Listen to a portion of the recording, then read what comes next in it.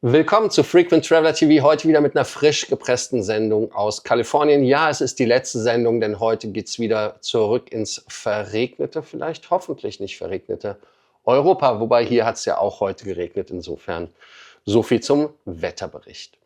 Themen, die ich für euch frisch gepresst habe, sind Themen, die spannend sind. Denn Frankfurt und München, Entspannung nach dem Streiktag. Dann geht es weiter mit Delta Airlines. Da gibt es Gewinnwarnungen. Und weiter geht es dann auch bei Lufthansa. Die haben das Projekt FOX, Future Onboard Experience, jetzt auf der Langstrecke in Testbetrieb soll es gehen. Wieder grammatikalisch muss ich näher an Deutschland ran, damit ich dann auch ordentlich rede. Aber nur nichtsdestotrotz, Korean Air hat auch eine neue Livery. Ihr wisst, das alte Spiel. Auf jeden Fall haben die eine neue Lackierung. Und last but not least, aus der Welt der Meilenpunkte und des Status gibt es von Qatar Airways ein Thema, was ein Enhancement ist, was unangekündigt war. Also da muss man halt wirklich gucken, was dahinter steckt. Hoffentlich ist es nur ein Fehler, aber schauen wir uns auch genau an. Ihr denkt wie immer an dieser Stelle, den Kanal zu abonnieren, die Glocke anzumachen, einen Like dazulassen, aber auch ganz, ganz wichtig, zu kommentieren oder kommt in die School-Gruppe. Das erste Thema war und ist der Streik, Verdi-Streik, der gestern die Flughäfen lahmgelegt hat. Der hat natürlich dann zu Ausfällen geführt. Der Flugbetrieb geht wieder langsam hoch an den Lufthansa-Standorten München und Frankfurt. Ich hatte euch ja gestern Flughäfen genannt, die dann daran partizipiert haben. Aber wichtig war ja auch wie Flughäfen wie Memmingen oder sowas. Wir wollen da keinen Gewinn draus machen. Vielleicht sind sie auch gar nicht angefragt worden. Man weiß es nicht genau. Aber egal wie, der Flugbetrieb ist aber erst natürlich wieder am Anfang und muss sich stabilisieren, normalisieren. Und tausende Flüge sind davon betroffen gewesen. Die 13 größten deutschen Flughäfen oder größeren deutschen Flughäfen, muss man ja grammatikalisch korrekt sagen, sind betroffen gewesen. Und da ist es so, dass man in Frankfurt alleine 1070 Starts und Landungen gestrichen hat. Nur 120 Landungen und Positionierungsflüge fanden statt. Dann geht es weiter, dass die Gewerkschaft natürlich immer noch an ihrer Forderung festhält und es keine Lösung gibt. Heißt also, dass wir da jederzeit damit rechnen können, dass es wieder neue Streiks gibt. Nur so als Hinweis. Das zweite Thema ist Delta Airlines und Gewinnwarnung, denn es gibt eine schwache Reisenachfrage. Und das ist ja das, was ich auch thematisiert habe, ob Trump für uns als Fliegflieger vielleicht gut ist. Denn knappe Reisebudgets sind jetzt der Grund, warum Delta zum Beispiel dort nicht so viele Flüge verkaufen kann, wie sie wollen. Der Sondereffekt bereinigt Gewinn je Aktie liegt also nur noch zwischen 30 bis 50 Cent. Mitte Januar hatte noch Ed Bastian da irgendwie gesagt, dass man fast bei einem Dollar liegt, also irgendwo so 70 bis $1. Und das hat sich dann quasi halbiert. Und das ist natürlich krass, oder? Und Bastian sagte auch in einem Interview mit CNBC, dass es nur eine vorübergehende schwache Nachfrage ist und es nicht damit gerechnet wird, dass es hier eine Rezession gibt. Donald Trump hat ja auch bei einem Interview gesagt, ich weiß nicht, bei welchem Sender das war, hatte ich zufällig reingesappt, hatte gesagt, ja, das ist wie immer im Leben, es geht mal auf und ab. Und ich denke mal, Rezession wird sich zeigen. Ich bin kein Spezialist, gebe auch natürlich wie immer keine Aktientipps. Der Umsatz steigt nichtsdestotrotz trotzdem, allerdings nur um 3 bis 4% bei Delta und 7 bis 9 war erwartet worden. Ihr seht, da ist eine Verlangsamung und der Erlös dürfte dann auch nur noch 4 bis 5% bei Delta bleiben, anstatt die 6 bis 8%. Also geht alles ein bisschen runter. Der Gewinn halt etwas weniger, ich sage jetzt mal provokativ, Leiden auf hohem Niveau. Solange es kein Verlust ist, ist ja alles eigentlich okay. Vielleicht für uns als Vielflieger ein Glück, dass die Delta vielleicht ein Angebot rausschmeißt. Ich weiß es nicht. Schauen wir uns an. Weiter geht's mit Lufthansa Project FOX First. Wie heißt das nochmal? Future Onboard Experience. So hieß es, nichts Flikes, irgendwas. Also Future Onboard Experience, der FUX oder FOX, wie man im Englischen sagt. Und da ist es so, dass man dort auf der Langstrecke wieder Nachholbedarf hat und jetzt auch diesen Nachholbedarf adressieren möchte. Das war ja Lufthansa nicht unbekannt.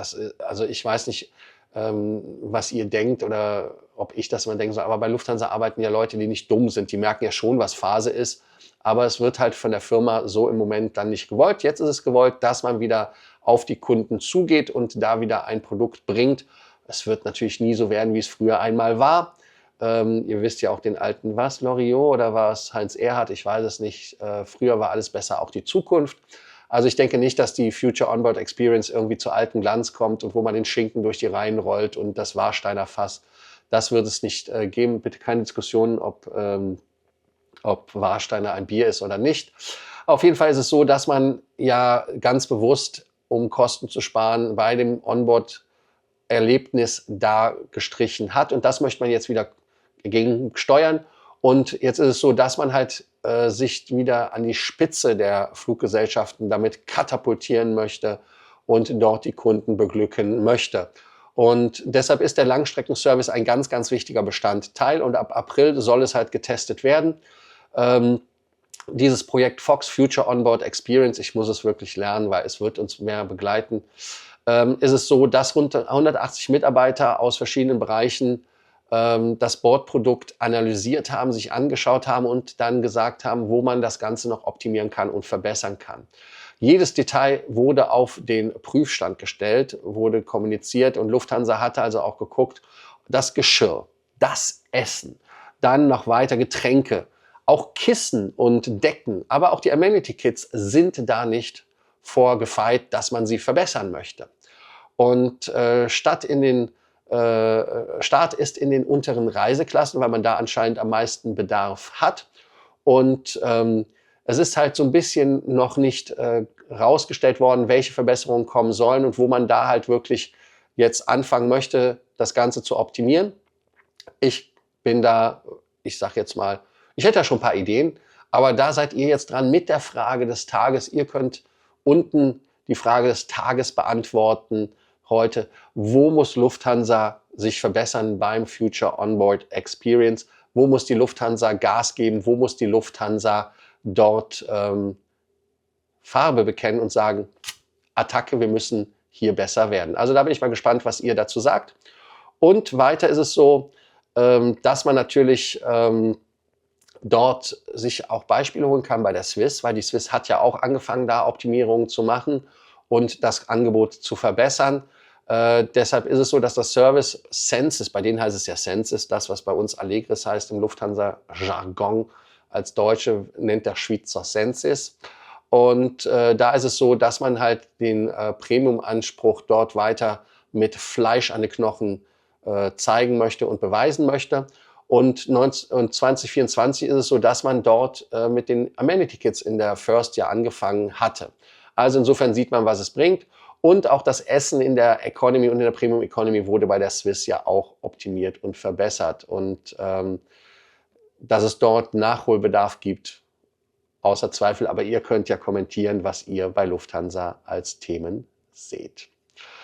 Dann haben wir Korean Airlines. Korean Airlines, die haben eine neue Livery und nun hat man auch die Livery vorgestellt mit der 78710, die da ist. Und zwar ist es so, dass Walter Cho das neue Design vorgestellt hat. Es ist ein neuer Schriftzug auf den Flugzeugen. Und wem es nicht aufgefallen ist, die blaue Grundlackierung ist auch anders als vorher. Gut, man sieht natürlich jetzt auch das Logo. Hier irgendwo habe ich es eingeblendet.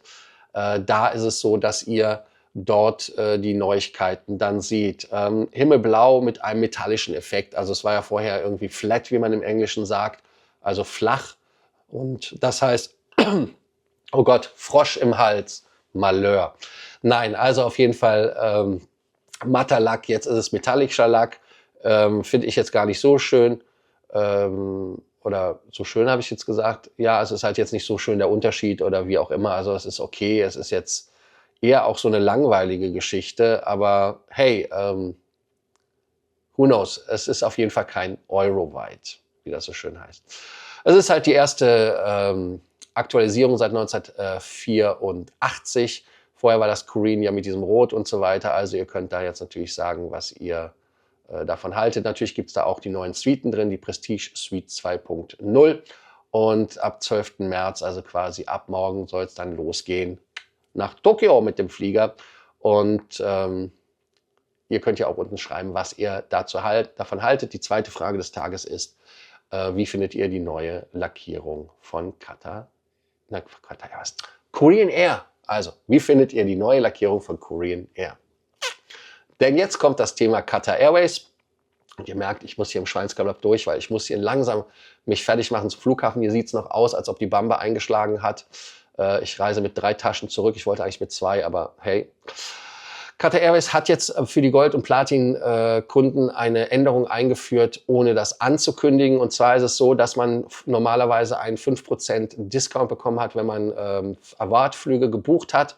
Und das ist so, dass man jetzt diesen Rabatt seit dem 8. März nicht mehr bekommt. Gab es also wirklich nur, wenn man online und mit der App gebucht hat.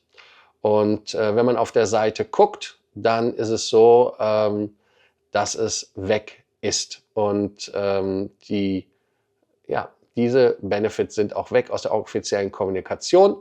Und die Antwort ist, ich denke mal, dass man den Leuten bei Qatar Airways nur raten kann, ja, schade, 5% ist jetzt nicht wirklich viel, aber es ist immerhin etwas gewesen.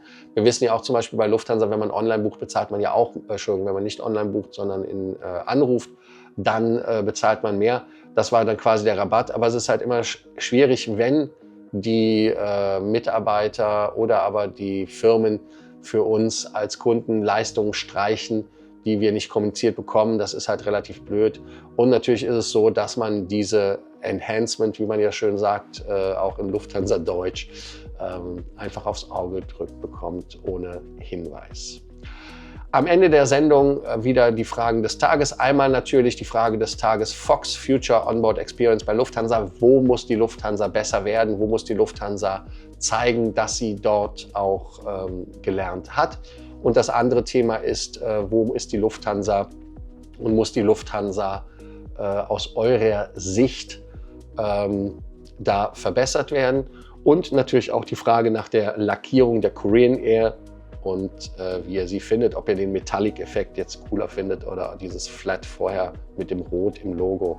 Da bin ich gespannt auf eure Antworten. Ich verabschiede mich hier aus dem leicht regnerischen Kalifornien. Ich hoffe, dass ich heute noch die Sonne sehe. Ich werde wie immer noch an den Pazifik fahren, meine Füße in Sand und dann in den Pazifik rein und werde dann nach Europa fliegen und werde mich dann morgen aller Voraussicht nach bei euch melden aus der gewohnteren Umgebung und quasi aus Tallinn. Also da werden wir dann schauen und ich freue mich von euch zu hören. Also bis dann, danke, ciao und halt eine kurze Sendung. Bis dann.